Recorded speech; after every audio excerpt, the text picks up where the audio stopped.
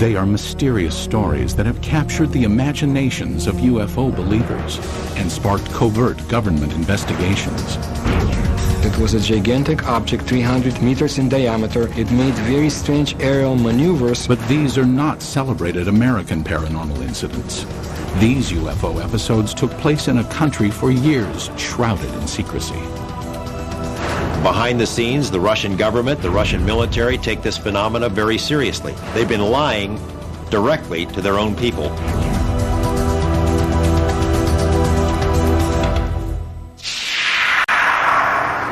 May 2002.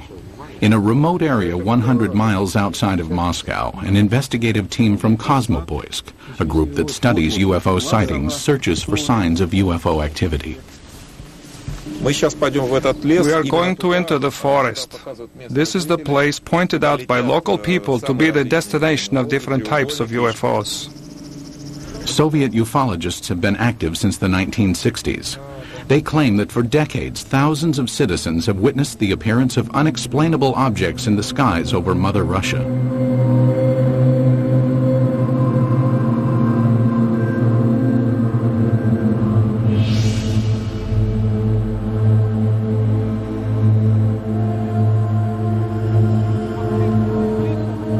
Today, ufologists in Russia work in the open and report their findings freely.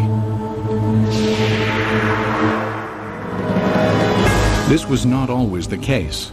Before the policy of glasnost was introduced in 1985, independent investigations of UFOs in the former Soviet Union were conducted in a climate of secrecy and fear.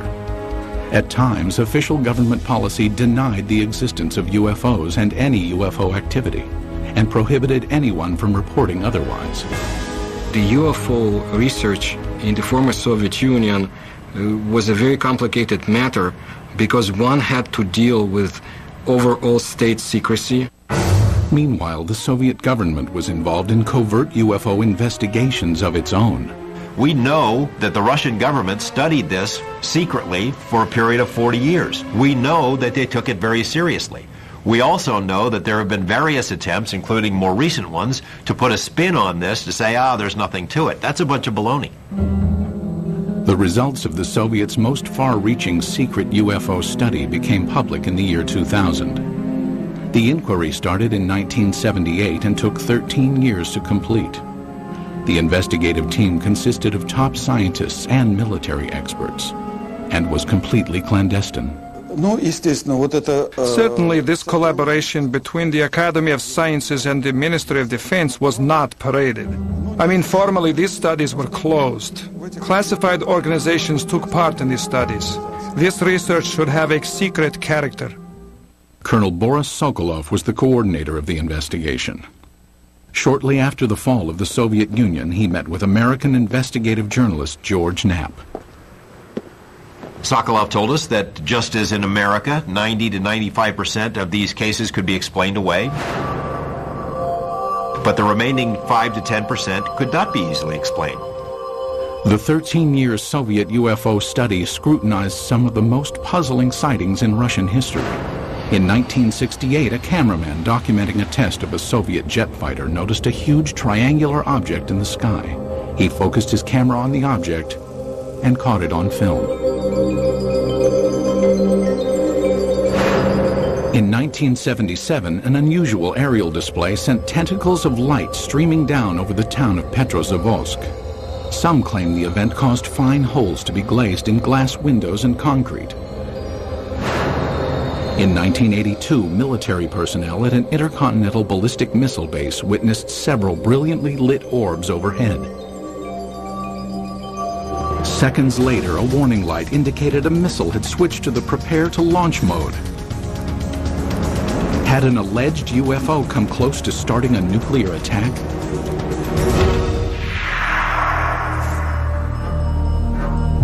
UFO sightings over Russia are not limited to the recent past. Reports of peculiar-looking airborne objects date back centuries. However, no formal investigations were undertaken until the early 20th century, when an event of epic proportions demanded analysis. Tunguska, July 30th, 1908. In a remote area of Siberia, the morning calm was rocked by an explosion. The powerful blast was heard 1,000 miles away.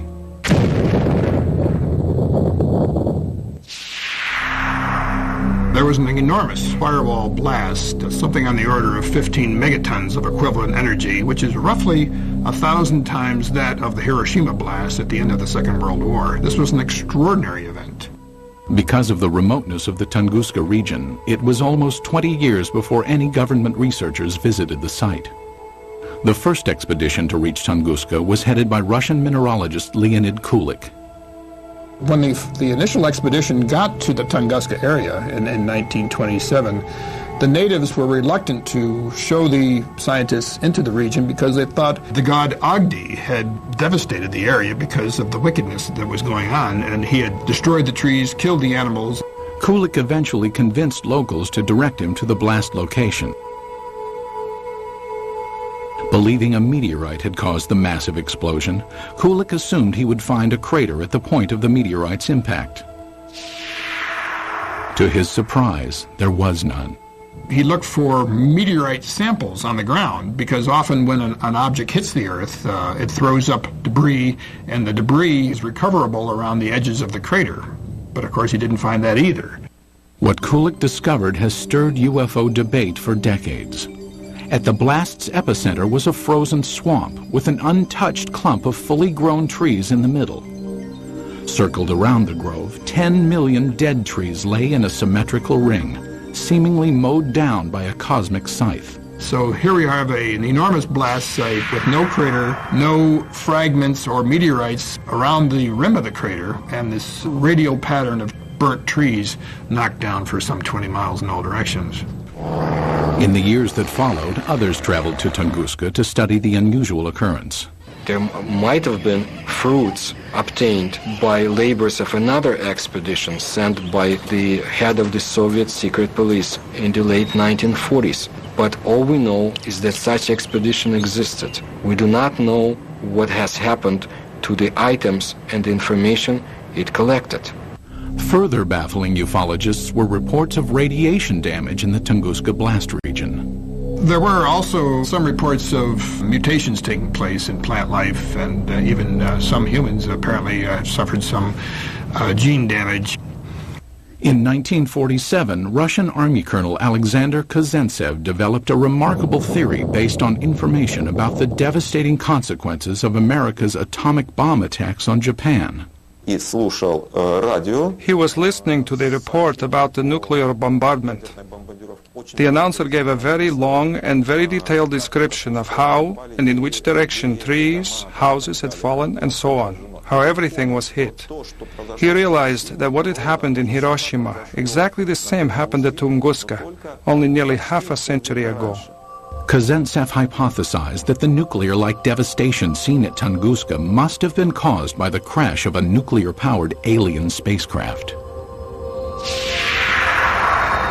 But the scientific community rebuffs the UFO theory. Scientists claim the Tunguska explosion was caused by a rare but explainable natural event. They believe an asteroid dropped to just 3 miles above the Earth's surface and then exploded. As the object came in, it was being decelerated and squeezed by atmospheric forces. It blew up with the force of a hydrogen bomb. The shock wave smashed down the forest, knocking trees away from the blast and resulting in a pattern away from ground zero. But how would an asteroid explosion explain the reports of radiation damage in the Tunguska area? Scientists say it can be attributed to the sheer magnitude of the explosion. As we mentioned before, the blast itself was 1,000 times greater than the Hiroshima blast at the end of World War II. The blast would have generated a series of very high-speed charged particles and would have been the cause of some of the mutations in the gene structures of plants and animals. But to this day, scientific explanations do not satisfy many ufologists. I have been several times to the place where the Tunguska body fell. I intentionally call it body, not meteorite. I mean the catastrophe of an asteroid, of a comet, or of any other natural body cannot lead to such consequences. A number of expeditions found things that they couldn't explain. There are some people who were saying that the evidence suggested this was some kind of an alien spaceship. That was the kind of magical explanation you use when you don't have enough real science to understand the physics and the astronomy involved. Throughout the rest of the 20th century, magical explanations of unidentified flying objects over Russian skies would continue. And in one instance would help expose a top-secret Soviet military project.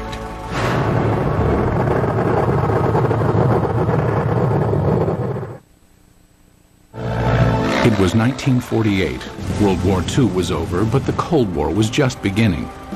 Soviet leader Joseph Stalin had initiated the Berlin blockade and directed his scientists to develop a nuclear weapon to rival that of the United States.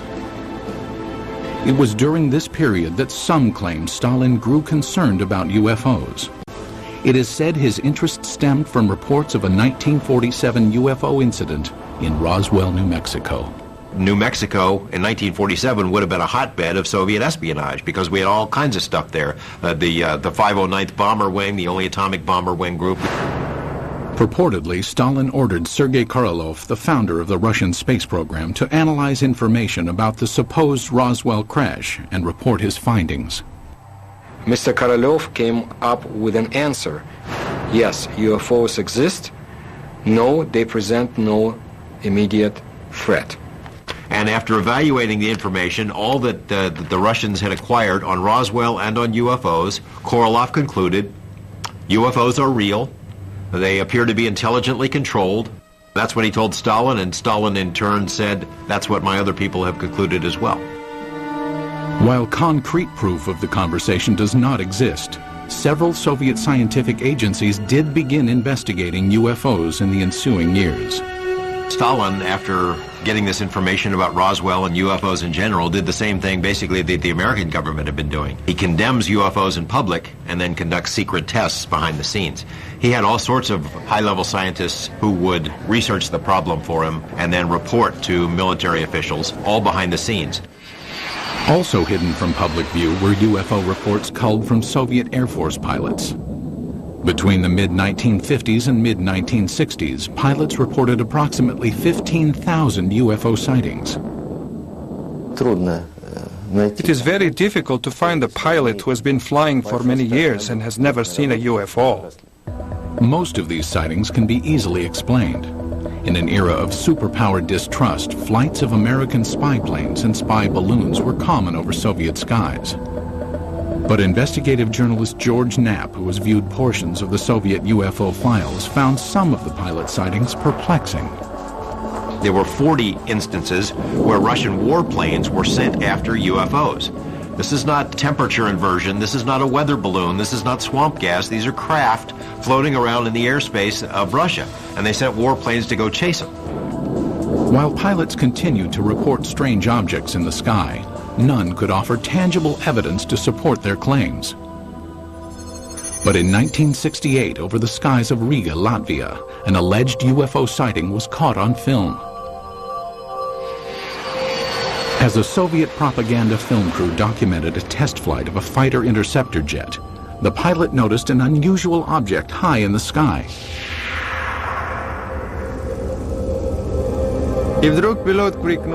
And suddenly the pilot shouted, "Look, film it!"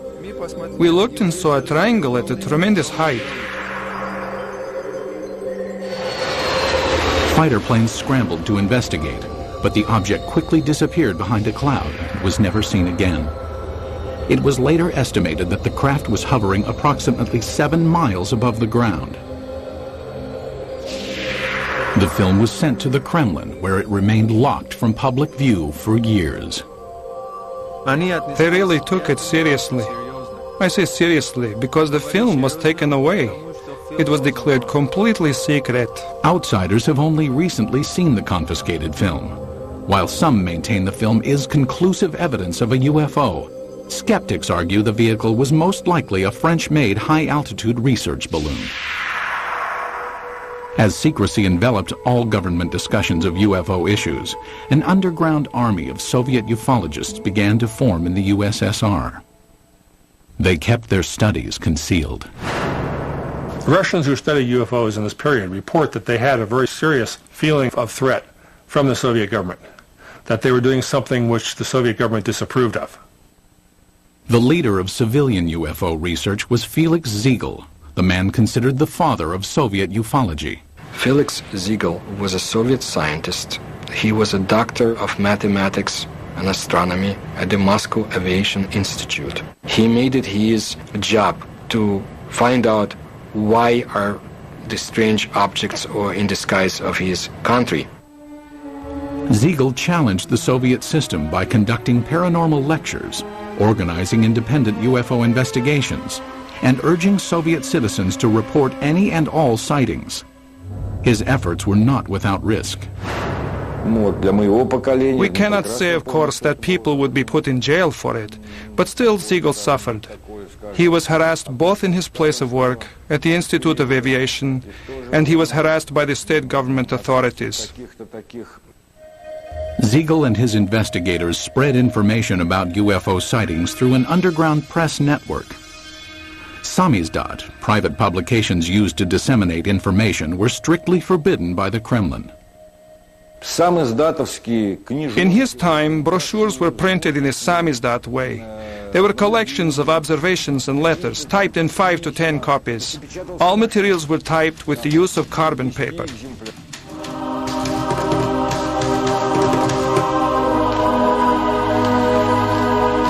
Samizdat papers were distributed by trustworthy messengers who secretly carried the copies from one person to the next.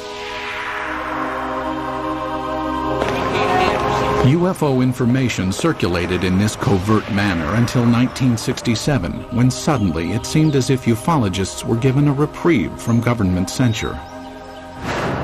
Today it appears this respite was a smokescreen, part of an intricate government deception. The complex ruse began in 1967 when citizens reported multiple sightings of crescent-shaped UFOs over the skies of the Ukraine and the lower Volga Valley. It was also seen as far south as the Caucasus Mountains, where many astronomers in observatories in the Caucasus Mountains would see these objects flying horizontally from west to east, crescent-shaped, heading toward the east. For reasons unknown at the time, the government allowed press coverage and independent study of the sightings.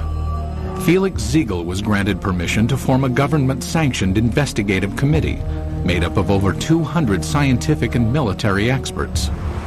In October 1967, they convened at the Central House of Aviation and Cosmonautics in Moscow. Their goal? Determine the cause of the mass sightings. On television and in newspapers, Ziegel's committee appealed to Soviet citizens to report information on UFOs. For the first time in Soviet history, UFOs seemed to be an open topic. It was like a breath of fresh air. Freedom of discussion about a forbidden subject was permitted to the Soviet citizens. And this was something unheard of. And alas, it did not last long. Within a few months of Ziegel's televised appeal, the steel jaws of Soviet censorship clamped down. Reporting of UFOs was once again off limits. The subject was dropped from the controlled media, and Ziegel's committee was ordered to disband. The committee was to encourage people to report. As soon as the reports began to gather, somebody in Moscow quashed the activity, canceled the committee, canceled publication of further works, and put a lid on it.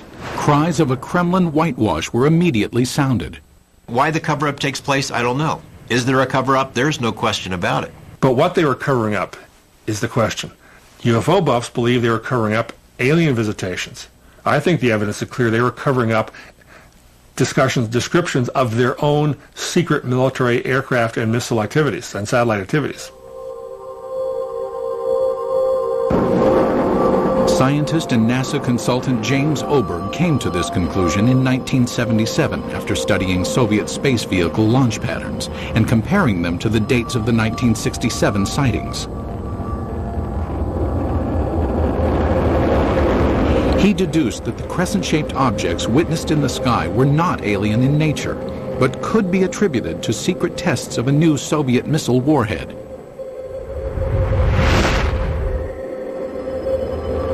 People in the area saw the rockets, especially at night, saw the streamers, the contrails in the sky, even heard the rockets. They were told by the government that there was nothing there, that it was not anything ours. It became a UFO phenomena. Later dubbed by the Pentagon as a fractional orbital bombardment system, the Soviets had good reason to keep the tests secret. It was designed to sneak under our radar as a first strike weapon. It was one of these scary things that you only build it if you mean to make a sneak attack. It was also illegal to have such a weapon because in 1967, the U.S. and Russia and other countries signed a treaty forbidding the placing of nuclear weapons into orbit.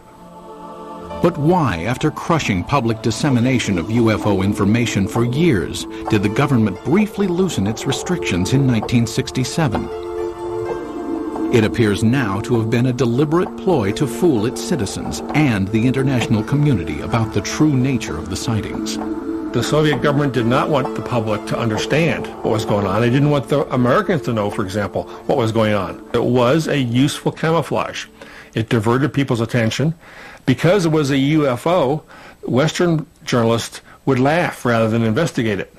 The cover-up by the Soviet government is in letting people think they're flying saucers. The strategy backfired when the extensive UFO data collected by Felix Ziegel's committee was published in magazines. The Soviet government realized what these reports really were. They're military secrets. Not described accurately, but accurately enough to be of use to the CIA if they ever caught on. The government said, "Oh my gosh," and other things in Russian, and said no more UFO reports get published in the Soviet Union. For 10 years, public discussion of UFOs was effectively brought to a halt. But that would change in 1977 with the appearance of a strange-looking object over Soviet skies, witnessed by thousands of astonished citizens. September 20th, 1977. As dawn approached in the small Russian port city of Petrozavodsk, a spectacular aerial display lit up the skies. The incident would become one of the most studied UFO sightings in Soviet history. The phenomenon of Petrozavodsk is one of the greatest abnormal phenomena on the territory of our country. At approximately 4 o'clock in the morning, civilians and military personnel reported seeing huge star-like apparitions shooting in the sky. As it flew up in the sky, it appeared to come over the city and then head off toward the horizon. People who were out in the streets of the town saw this blazing jellyfish streaming tentacles down from the saucer-shaped bright core. The impressive display lasted approximately 10 minutes. Witnesses claimed that a host of strange occurrences on the ground accompanied the sighting. They reported all sorts of phenomena. They smelled ozone, computers were crashing, drivers lost control of their vehicles and went into ditches. Perhaps the phenomenon most difficult to explain was the appearance of finely glazed holes in glass windows and rocks around the city. There is no explanation for this fact, but the connection is direct by the time parameters. There had been no holes before the event, and then they appeared. Witnessed by thousands, the aerial display above Petrozavodsk was impossible to refute. While the sighting remained a mystery to Soviet citizens, NASA consultant James Oberg quickly discovered its origins.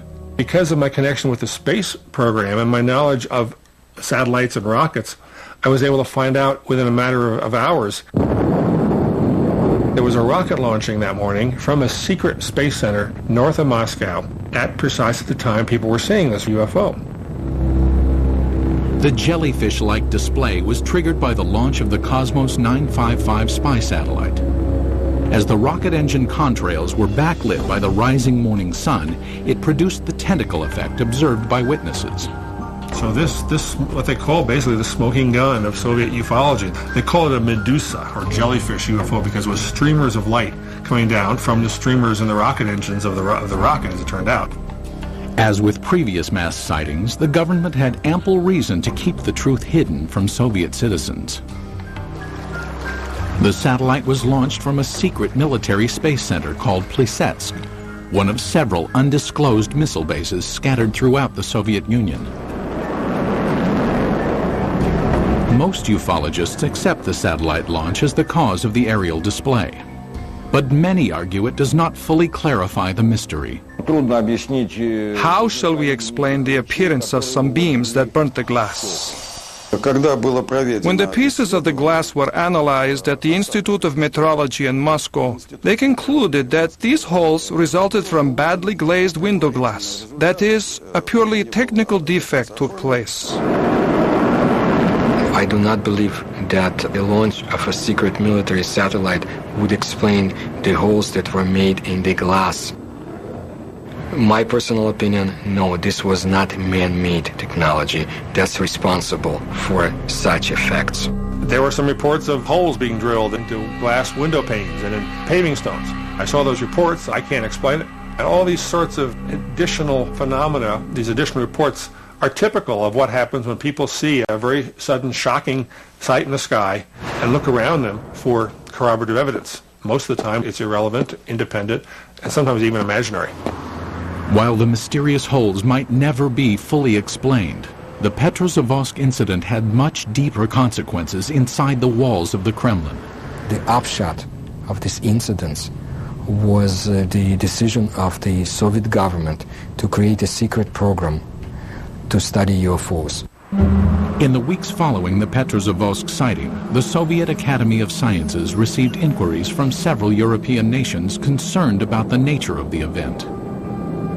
In response, the Academy of Sciences requested permission from the Kremlin to initiate a top-secret investigation of anomalous occurrences. Although aware the majority of these events were not paranormal in nature, the scientists admitted in their request that they could not provide a scientific basis for all UFO sightings. The Academy of Sciences can neither ignore or explain the paranormal phenomena similar to that observed in September 1977 in Petrozavodsk. The program was organized to show that we did not know the answers to these questions and would be studying it on the scientific level. That was the way the official scientific program for studying abnormal phenomena and extraterrestrial flying objects started its work in the Soviet Union. In 1978, the investigation that later became known as Institute 22 was formally started. The study lasted 13 years and was completely concealed from public view. But why did the Soviet government spend time and money to investigate a phenomenon it already knew the origins of? There's really no surprise that the Soviet military, even if they understood the nature of most of these reports, would still investigate them. The Soviets traditionally spied on themselves as severely as they spied on the West. If they already knew that these are missile tests, why do they have to have a nationwide study behind the scenes? I mean, it's not like the results of the study were ever going to be published anywhere. It was a secret. So it makes no sense. While the rationale for the beginnings of the study is still debated, there is no doubt the scope of the investigation was far-reaching. The Institute 22 inquiry was conducted jointly between the Soviet Academy of Sciences and the Ministry of Defense. It was very useful for the Academy of Sciences to collaborate and to carry out studies together with the Ministry of Defense, because naturally it was much easier for the Ministry of Defense to get the information we had no access to. The armed forces were ordered to study what, if any, influence possible UFOs might have on the proper functioning of technical military equipment. In addition, hundreds of thousands of sailors, soldiers, and pilots were recruited to watch for and report on UFOs. No one was told why the reports were being taken. The Ministry of Defense has an enormous observance potential. First, military units are located all over the country. Second, unlike civil organizations, an order from the Minister of Defense is sufficient for making a potential viewer of each military man, and this was done. Every single unit in the vast Soviet military empire had to comply with this study. That is, any UFO, any anomalous object, any ball of light, any strange thing in the sky whatsoever had to be fully investigated. Scientists were directed to investigate the physical nature of alleged paranormal phenomena. The data collected by the military and scientists was analyzed in a lab located in a nondescript building in a suburb of Moscow. The personnel of the laboratory were not numerous, not more than 10 people, and this number was never exceeded. But the specialists from almost all the scientific areas worked there, from a physician to specialists in radioelectronics, meteorology, and astrogeophysics. Practically all the specialists were represented there. It was done in order to study all possible aspects of UFOs.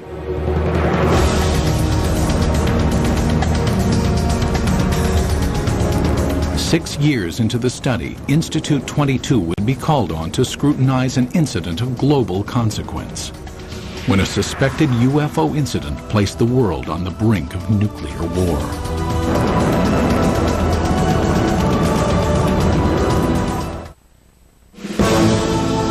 The early 1980s were a time of tense relations between the Soviet Union and the West.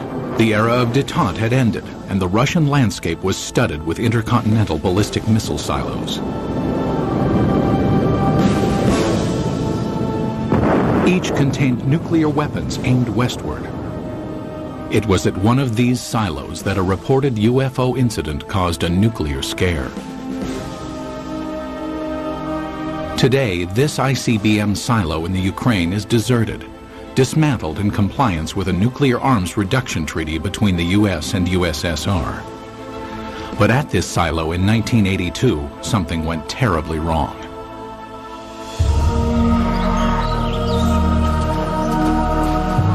It started at approximately 6 p.m. when soldiers and villagers in the nearby town of Bielo-Korovichi witnessed a strange object in the dusk sky. A military officer at the time described what he saw. I was riding a motorcycle not far from here. I saw a large object in the air. It had a perfect geometric shape. At the same moment inside the silo, an emergency warning light indicated that a nuclear missile had switched to launch mode. The most telling testimony comes from the communications officer who said that somehow something entered the correct code. But Moscow had not ordered a launch, nor had any personnel in the bunker touched the control panel. For 15 agonizing seconds, technicians frantically scrambled to stop the launch. Then, without explanation, the launch sequence was aborted. They were ready for launch. The UFO, poof, goes away. Poof, the command control module goes back to normal. Had a UFO somehow interfered with the launch controls of a nuclear missile? A team of investigators from Institute 22, the secret state-sponsored UFO research team, was immediately ordered to the missile base. They established within a very short period, literally half a day, that a military training exercise took place at a nearby aerial ground. Investigators learned that the sighting occurred at the same time and in the same area where the military was testing flares. Dropped out of planes, the flares provided 5 to 7 minutes of illumination. That explained the strange display in the sky. But why did the nuclear launch sequence activate? The fact that the emergency situation coincided with the effects which took place is certainly a remarkable coincidence, but it is still a coincidence. The ICBM control equipment was systematically taken apart and rebuilt, but no defects were found. It's not just an electrical malfunction. Something entered the correct launch codes. That just doesn't happen every day. We hear from our government UFOs are not a matter of national security. The Russian government has been telling its people the same thing. They're trying to confuse us. This incident is clear evidence, if ever there was, that UFOs do carry national security implications. After examining the ICBM episode, the investigative team of Institute 22 continued to scrutinize various sightings around the country. Some who reported UFOs had a much closer view than those on Earth. Cosmonauts. The first man in space, Yuri Gagarin, is quoted in the Thread 3 documents as saying, "I can tell you that UFOs are real, and if you allow me, I'll tell you a lot more." The second man in space, cosmonaut Titov, said that there were 7 UFOs dancing around his space capsule during his brief flight into space. However, even to this day, most cosmonauts are reluctant to speak about any unusual phenomenon they witnessed in space. There's a ridicule factor, there's the laughter curtain, there are career consequences from reporting a UFO and taking it seriously. But in this rare interview obtained by the History Channel, 2 cosmonauts spoke of unusual objects they encountered in space. Many cosmonauts have seen phenomena which are far beyond the experiences of Earthmen. For 10 years, I never spoke of such things. Former Commander Vladimir Kovalyonik of the Salyut 6 space station revealed that on May 5, 1981, he observed an unrecognizable illuminated entity outside the porthole of his craft.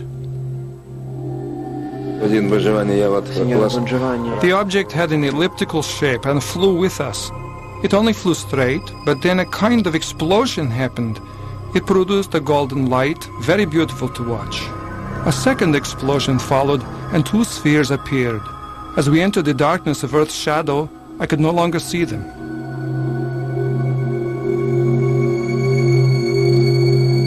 On a Mir mission in 1991, cosmonaut Musa Manarov managed to videotape an anomalous object during a routine docking procedure. I was looking out the biggest window. It was directly in front of me. I am familiar with the construction of all spaceships, but this was different. There is ongoing debate about sightings of unidentified objects by cosmonauts and American astronauts alike. Skeptics insist there is enough debris left in orbit to constitute a plethora of unusual sightings.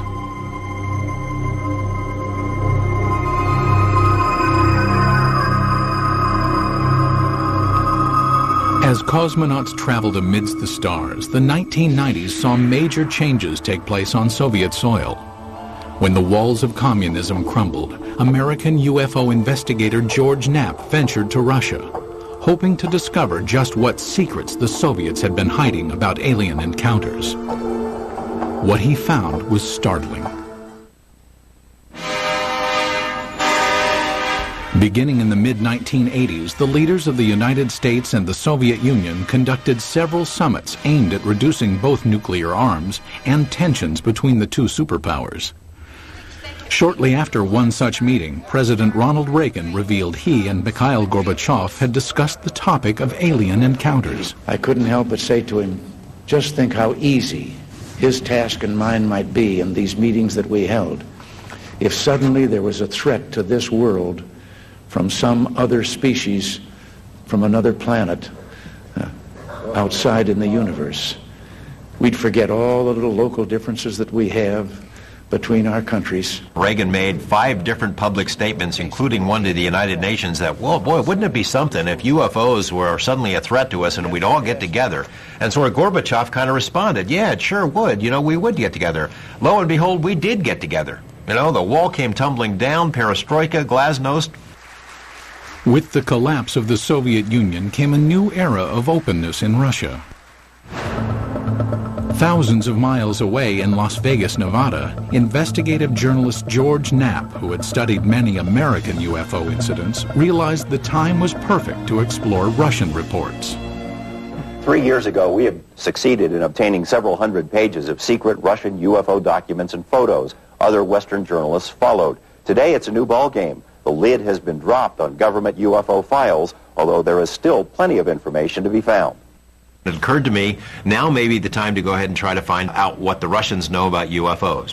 It was a tumultuous, crazy time, but a wonderful time to be there as a journalist. In 1993, Knapp traveled to Russia and was introduced to Boris Sokolov, the coordinator of Institute 22. Like many government-funded scientific projects from the era, Institute 22's funding had been cut and the project disbanded. Sokolov provided Knapp with some of the recently declassified UFO files, containing information on the cases that were more difficult to explain. He had culled from the thousands of reports some of the most interesting ones and had kept them in these binders, and we were able to get them and bring them back. Why would the Russian military study all of this stuff? Colonel Sokolov said it was a very practical reason. They knew that UFOs could do things that their planes couldn't. Figured by studying it, they may be able to get an advantage over us in terms of stealth technology. Upon returning to the United States, Knapp made some of the files public. As a result, Colonel Sokolov was ridiculed by some back in his homeland. Officially, Russia was a democracy, but the communists still had a lot of influence. There were communist newspapers that attacked him broadly as being a sellout to Mother Russia. But the public scorn Sokolov endured was certainly less severe than the consequences he might have been subject to in the old Soviet Union. My friend put it this way. He said, if this had happened 5 years ago, we would be in prison. If it had happened 10 years ago, we'd all be shot for giving up these secrets. But in 2000, the relaxed political climate allowed Sokolov and scientist Yuli Platov to publish a report summarizing the findings of Institute 22. Entitled The History of UFO State Research in the USSR, the report concluded that of the 3,000 UFO sightings investigated, 90 to 95% of the incidents could be attributed to man-made phenomenon, mostly missile launches and research balloons. The remaining 5 to 10% could not be easily explained. He was not willing to conclude that any of these things were extraterrestrials or interdimensionals or aliens from the future or anything of that sort. The thing is that before, the enthusiastic ufologists had affirmed in literature that all we saw was due to contacts with the extraterrestrial civilizations. No. It turned out that only a very small percentage of events remained unexplained. But in a land that for so long concealed information and suppressed dialogue, many ufologists wondered if the report revealed the entire truth. There is a vast treasure trove of KGB documents on this topic somewhere that no one has ever seen. And I know the KGB did release some documents in the early 90s, but it is presumed by a lot of folks that the best stuff is still hidden in a vault somewhere. What happened to the files? Who keeps them? Until we ourselves go through the files, we cannot say whether what Mr. Platov and Mr. Sokolov say is true. It will probably never be known exactly how many Soviet UFO files remain classified, or what they contain. Most in the scientific community doubt any smoking guns exist in the unseen files. People in Russia still have a very powerful sense of gossip and rumors, because under Soviet days, so many things were illegal to talk about, illegal to know.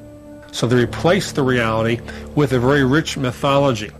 UFOs became part of that mythology in Russia, and it's still a very powerful theme over there. But many UFO enthusiasts remain suspicious, believing that the proof of alien encounters exists and is still being hidden.